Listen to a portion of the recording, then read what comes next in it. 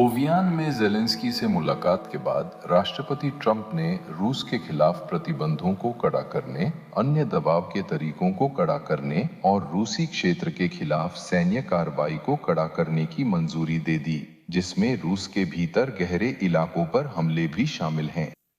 America के राष्ट्रपति Donald Trump यूक्रेनी अभियानों की रूस में गहराई तक हुई हमलों से प्रभावित हैं और उन्होंने जेलेंस्की को और साहसिक कदम उठाने की सलाह दी है, जैसा कई पश्चिमी मीडिया संस्थान लिख रहे हैं। और अब आज ये पता चला है कि अमेरिकी सैन्य खुफिया एजेंसी यूक्रेन की सशस्त्र सेनाओं को रूसी तेल रिफाइनरियों पर हमलों के लिए सक्रिय रूप से जानकारी दे रही है।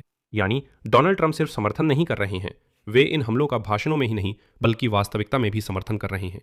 और इसी रात यूक्रेनी सेना के ड्रोन ने ओरेनबुर्ग क्षेत्र में गैस प्रोसेसिंग और हीलियम प्लांट्स पर हमला किया, और वो भी स्थानीय विद्रोहियों की मदद से।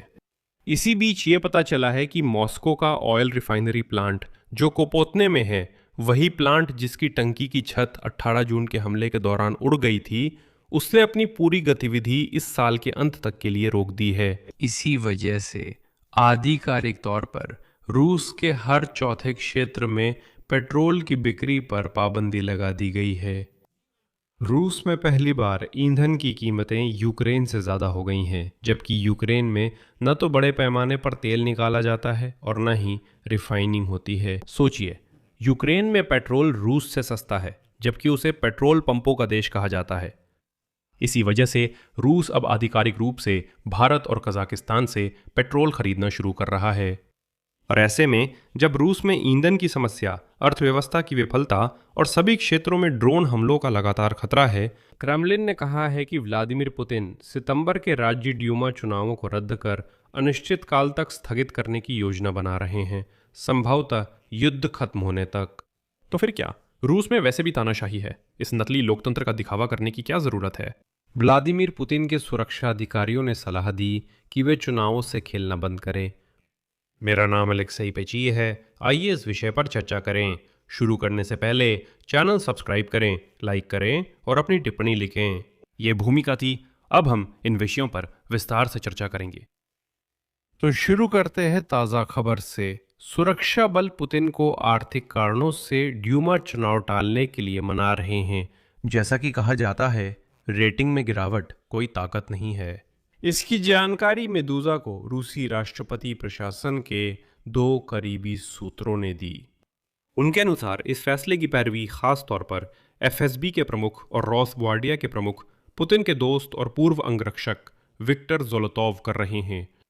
सुरक्षा अधिकारियों का सुझाव है कि चुनाव पहले टाले जाएं, फिर रद्द कर दिए जाएं। आगे मैं मेदूजा पत्रिका से एक उद्धरण पेश करता हूं। बजट में दिक्कतें शुरू है, कीमतें बढ़ रही हैं, कटौती और कंपनियों में छटनी हो रही है। स्थिति लगातार बिगड़ रही है, जिससे सत्ता की लोकप्रियता प्रभावित होती है। इतनी निगरानी के बाद भी ऐसे हालात में चुनाव कराना साहसिक है, मेदूजा के सूत्र ने कहा। उन्होंने कहा कि सुरक्षा एजेंसियां न व्यक्ति न समस्या की नीति अपनाती है और पहले भी इंटरनेट ब्लॉक इसी सिद्धांत पर किया गया है। इसके साथ ही ड्यूमा चुनावों को टालने पर चर्चा सिर्फ बातचीत के स्तर पर ही चल रही है। वहीं सूत्रों के अनुसार मॉस्को पर यूक्रेनी ड्रोन हमलों के बाद ऐसी चर्चाएं काफी बढ़ गई हैं। दिलचस्प बात यह है कि मेदूजा के अनुसार चुनाव रद्द करने और टालने के खिलाफ रूसी सुरक्षा परिषद के उपाध्यक्ष डिम्का मेदवेदेव और राष्ट्रपति प्रशासन का राजनीतिक ब्लॉक, जिसकी अगुवाई सर्गेई किरियेंको कर रहे हैं, खड़े हैं। और किरियेंको की बात करें तो यह समझ में आता है, क्योंकि वे राजनीतिक ब्लॉक के लिए जिम्मेदार हैं और उन्हें दिखाना होता है कि वे वहां राजनीतिक रूप से क्यों हैं। और मेदवेदेव तो एकदम साफ और अहम पद यानी राज्य ड्यूमा के स्पीकर का पद पाने का सपना देख रहे हैं। वे अभी राष्ट्रीय सुरक्षा परिषद के उपाध्यक्ष हैं, असल में कुछ तय नहीं करते, बस वोट का पीकर सोशल मीडिया पर पोस्ट डाल सकते हैं। और जैसे कि मेदूजा के सूत्रों ने बताया, चुनाव टालने के तरीकों में से एक है आपातकाल या मार्शल लॉ घोषित करना।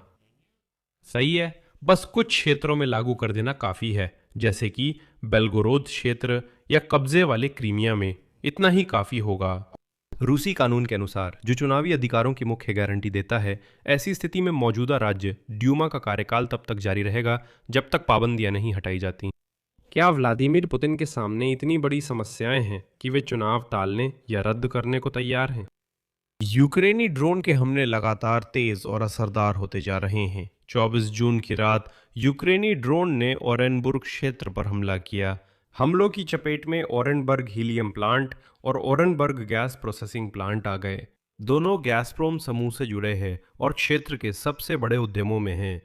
ओरेनबर्ग गैस प्रोसेसिंग प्लांट, जो दुनिया के सबसे बड़े ओरेनबर्ग गैस केमिकल कॉम्प्लेक्स का हिस्सा है, जो लगभग 40 अरब घन मीटर गैस की प्रोसेसिंग सुनिश्चित करता है। कम से कम 3 जगहों पर आग लगी। स्थानीय हीलियम प्लांट भी हमले की चपेट में आया, जो ऐसा मटेरियल बनाता है जिसका इस्तेमाल मिसाइल और विमानन उद्योग में किया जाता है।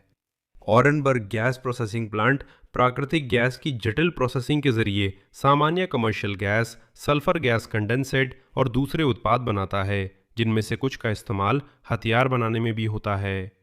समझने के लिए, ओरेनबर्ग यूक्रेन से लगभग 2000 किलोमीटर दूर यूरोप और एशिया की सीमा पर स्थित है। यूक्रेनी सेना के हमसे कुछ नज़दीक स्थित ठिकानों पर हमलों के नतीजे ज़्यादा नाटकीय हैं। कापोतनिया में स्थित मॉस्को ऑयल रिफाइनरी, जो जून में 16 और 18 तारीख को 2 बार ड्रोन हमलों का शिकार हुई थी, इस साल के अंत तक अपना काम फिर से शुरू नहीं कर पाएगी। मॉस्को की एकमात्र ऑयल रिफाइनरी, जो रूसी राजधानी को होने वाली कुल ईंधन आपूर्ति का 1/3 से अधिक हिस्सा देती है, सबसे अच्छे हालात में भी 2027 तक ही नुकसान की भरपाई कर पाएगी। रॉयटर सूत्रों के अनुसार 14 मिलियन टन क्षमता वाली रिफाइनरी की मरम्मत में कम से कम 6 महीने लगेंगे, वो भी सबसे अच्छे हालात में। जैसा कि ज्ञात है, 16 और 18 जून को रिफाइनरी पर हुए हमलों के कारण दोनों प्राथमिक तेल प्रसंस्करण इकाइयां क्षतिग्रस्त हो गई थीं। इसका परिणाम ये हुआ कि सालाना लगभग 3 मिलियन टन पेट्रोल और 3 मिलियन टन डीजल ईंधन का उत्पादन करने वाला ये संयंत्र पूरी तरह से बंद हो गया। इसी समय रूसी निवेश बैंक सिनारा के विश्लेषकों ने कहा कि एक अधिक यथार्थवादी परिदृश्य में मॉस्को तेल रिफाइनरी में मरम्मत की लागत $1 अरब तक हो सकती है और इसमें 1 साल तक का समय लग सकता है। उनका कहना है कि 6 महीने का अनुमान बहुत आशावादी है। रूस में तेल रिफाइनरियों पर यूक्रेनी हमलों के कारण ईंधन संकट बढ़ा है। 24 जून तक रूस के 22 क्षेत्रों में पेट्रोल और डीजल की बिक्री पर आधिकारिक तौर पर प्रतिबंध लगाए गए हैं, यानी देश के हर चौथे क्षेत्र में ईंधन खरीदना मुश्किल हो गया है। और मैं दोहराता हूं, ये सिर्फ आधिकारिक तौर पर मानी गई समस्याएं हैं, लेकिन और भी उदाहरण है। साइबेरिया में रूस के सबसे बड़े तेल क्षेत्र खांती मानसियस्क स्वायत्त क्षेत्र में सीमाएं लागू हैं, जहां पूरे रूसी तेल का 40% निकाला जाता है। सोचिए, एक ऐसा क्षेत्र जो तेल का भंडार है, जिसकी पूरी अर्थव्यवस्था तेल की खुदाई और प्रसंस्करण पर टिकी है, उसी क्षेत्र में, माफ कीजिए, रूसियों को पेट्रोल देने पर सीमाएं लगा दी गई हैं। साथ ही ट्यूमेन, कुर्गान, ओम्स्क, नोवोसिबिर्स्क, केमेरोवो और इरकुत्स्क क्षेत्रों में भी समस्याएं आई हैं। लेकिन इसके बारे में रूस की सरकार अभी चुप है, अभी ज्यादा खुलकर बात नहीं कर रही है। यूक्रेन के कब्जे वाले इलाकों की बात करें, खासकर क्रीमिया की तो बात ही छोड़िए, वहां आम लोगों को पेट्रोल अब बिल्कुल नहीं बेचा जा रहा है। और ये अब मजाक नहीं है, ये तो क्रीमिया के तथाकथित प्रमुख एक्सेनोव का आधिकारिक बयान है, जिन्होंने साफ साफ कहा कि हाँ, आम नागरिकों को अब पेट्रोल नहीं दिया जाएगा। ना तो कूपन पर, ना QR कोड पर, ना जान पहचान से, ना किसी संबंध से, किसी भी वजह से नहीं, पेट्रोल अब वहां है ही नहीं। और सिर्फ 23 जून को तानाशाह पुतिन के साथ एक बैठक में रूसी संघ के उप प्रधानमंत्री अलेक्जेंडर नोवाक ने माना कि वर्तमान ईंधन बाजार की स्थिति उदाहरण है, आसान नहीं है, लेकिन नियंत्रण में है। उनके अनुसार सरकार ने समस्या सुलझाने के लिए वे भंडार उपयोग किए जिन्हें पहले कभी नहीं छुआ था। आगे उनकी बात है, सभी तेल रिफाइनरियों में उनकी क्षमता के अधिकतम उपयोग को बढ़ा दिया गया है, यानी अब वे पूरी तरह से अपनी सीमा तक काम करेंगे। मरम्मत की अवधि कम कर दी गई है और नियोजित मरम्मत आगे टाल दी गई है, जिससे कभी भी खराब होने का जोखिम है। सरकार ने पेट्रोल और एविएशन केरोसिन के निर्यात पर रोक लगाई है और डीजल के निर्यात पर पूरी तरह प्रतिबंध पर विचार कर रही है। हालात ऐसे हो गए हैं कि रूस की एक एयरलाइन अजीमुत ने विमानन ईंधन की गंभीर कमी की शिकायत की है। एयरलाइन के अनुसार ईंधन की कमी और कीमतों में वृद्धि से कई उड़ानें रद्द हो सकती हैं। उन्होंने शिकायत की कि रूस में जून की शुरुआत से ही एविएशन केरोसिन की खरीद कीमतें औसतन लगभग 20% तक बढ़ गई हैं।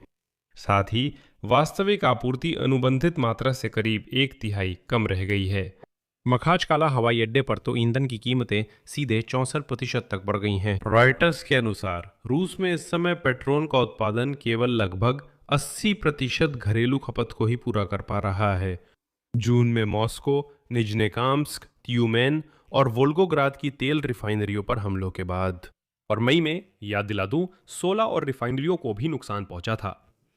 पेट्रोल का उत्पादन 25% गिरकर 85,000 टन प्रतिदिन के स्तर पर आ गया।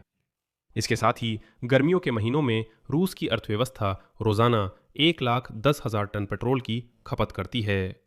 अंत में पता चला कि रूसी अधिकारी देश में ईंधन की कमी पूरी करने के लिए भारत से बड़े पैमाने पर पेट्रोल आयात की तैयारी कर रहे हैं।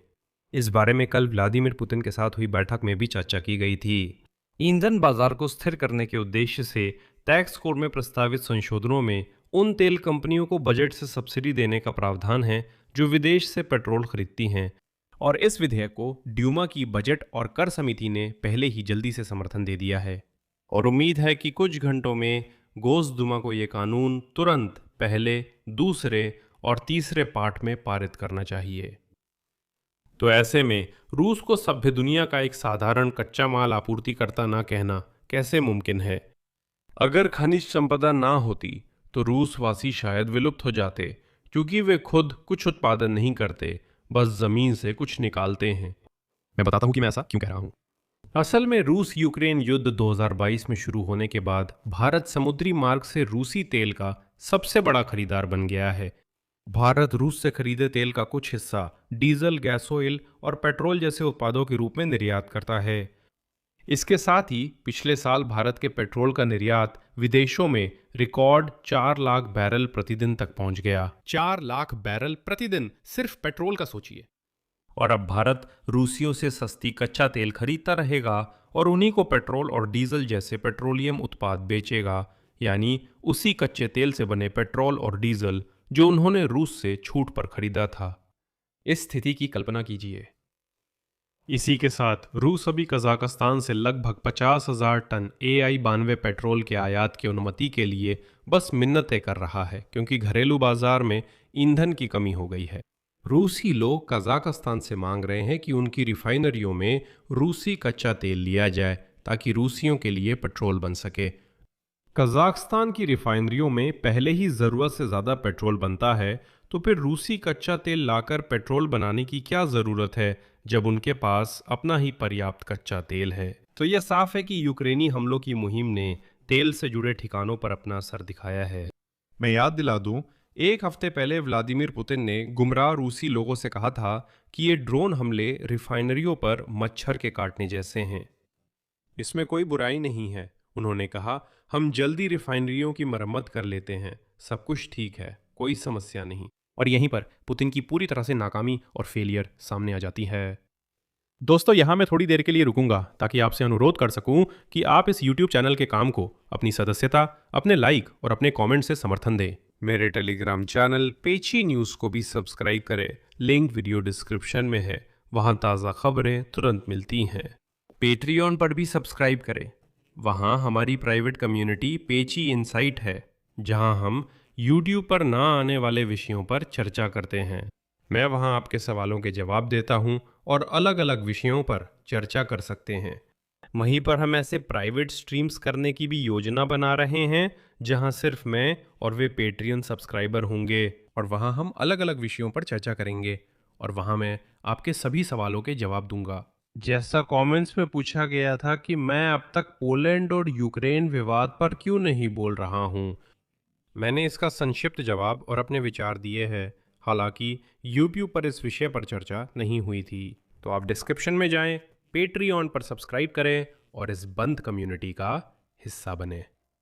बीते 24 घंटों में कई मीडिया संस्थानों ने स्रोतों के हवाले से रिपोर्ट किया। पिछले हफ्ते फ्रांस के एवियन में हुए G7 समिट में अमेरिका के राष्ट्रपति डोनाल्ड ट्रंप द्वारा रूस यूक्रेन युद्ध को लेकर अपनी स्थिति में बदलाव दिखाने की बात सामने आई है।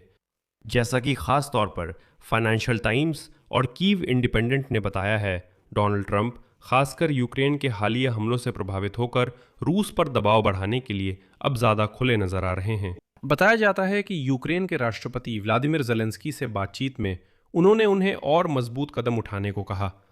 डोनाल्ड ट्रंप ने यह विचार रखा कि केवल ताकत ही रूसी तानाशाह व्लादिमीर पुतिन को शांति के लिए राजी करने में मदद कर सकती है। ज़ेलेंस्की के साथ डिनर के दौरान ट्रंप ने उनसे कहा कि उद्धरण वो यूक्रेनी अभियान द्वारा रूस के अंदरूनी इलाकों में लक्ष्यों पर किए गए हमलों से गहराई से प्रभावित है और उत्साहित थे। और ट्रंप ने ज़ेलेंस्की को और भी ज़्यादा साहसिक कदम उठाने की सलाह दी। क्रेमलिन में पहले तो इस जानकारी को नज़रअंदाज कर दिया गया और फिर सर्गेई लावरोव ने तो यहाँ तक कह दिया कि ये सब मनगढ़ंत बातें हैं। सुनिए, डोनाल्ड ट्रंप ऐसा कुछ कह ही नहीं सकते, ट्रंप रूस पर हमलों की तारीफ कर ही नहीं सकते। लेकिन उन्हें लगा था कि वो उनका ही बड़ा हाथी है जो उनका समर्थन करेगा। मुझे नहीं लगता कि ये हकीकत को दर्शाता है, बल्कि ये तो अपनी इच्छा को हकीकत की तरह पेश करना है। लेकिन क्रेमलिन में कितने हैरान रह गए जब आज फाइनेंशियल टाइम्स ने इस जानकारी को आगे बढ़ाया, ये कहते हुए कि यूक्रेन की सशस्त्र सेनाएं रूस के तेल रिफाइनरियों और रूस के अंदरूनी सैन्य ठिकानों पर अमेरिकी खुफिया एजेंसियों की मदद से हमले कर रही हैं। फाइनेंशियल टाइम्स के मुताबिक कीव के पश्चिमी सहयोगियों ने वॉशिंगटन से रूस में हमलों के लिए खुफिया जानकारी देने की अपील की है। कहा गया कि यह हमले में सीधी भागीदारी नहीं, सिर्फ निशाना साधने में मदद है। पत्रकारों ने जब व्हाइट हाउस से टिप्पणी मांगी तो वहां से संक्षिप्त जवाब मिला। राष्ट्रपति ट्रंप शक्ति के माध्यम से शांति में विश्वास करते हैं। G7 शिखर सम्मेलन के बाद ज़ेलेंस्की ने कहा कि ट्रंप और अमेरिकी विदेश मंत्री मार्को रूबियो ने पहली बार पेट्रियट इंटरसेप्टर मिसाइल उत्पादन लाइसेंस पर सकारात्मक प्रतिक्रिया दी है।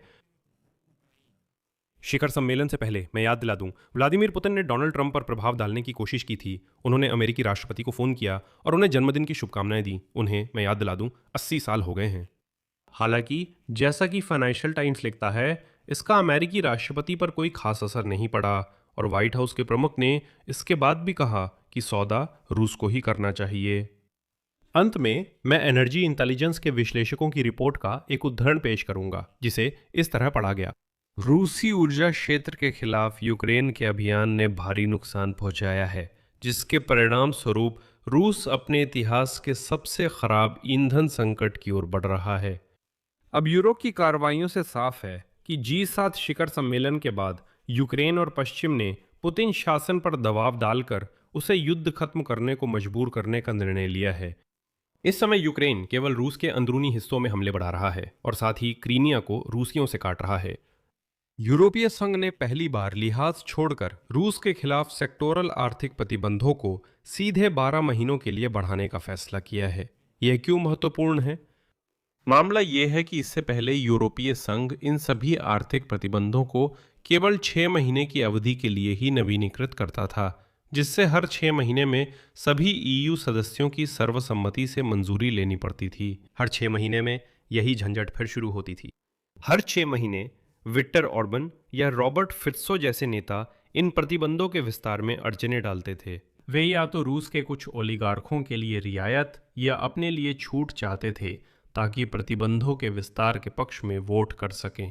इस बार यूरोपीय संघ ने प्रतिबंधों को 1 साल के लिए सीधे बढ़ा दिया है ताकि अगले साल इस मुद्दे पर वापस न आना पड़े। यहाँ मैं विराम लेता हूँ। अपनी राय नीचे कमेंट्स करें, चैनल सब्सक्राइब करें, घंटी दबाएं और लाइक करें। अगर आप इस YouTube चैनल को आर्थिक रूप से एक बार समर्थन देना चाहते हैं तो वीडियो के डिस्क्रिप्शन में दिए लिंक और भुगतान विवरण के जरिए छोटा सा डोनेशन भी कर सकते हैं। वहाँ बिल्कुल अलग अलग प्लेटफॉर्म्स है, आप अपनी सुविधा के अनुसार कोई भी चुन सकते हैं। आपकी किसी भी तरह की मदद के लिए मैं आभारी रहूँगा।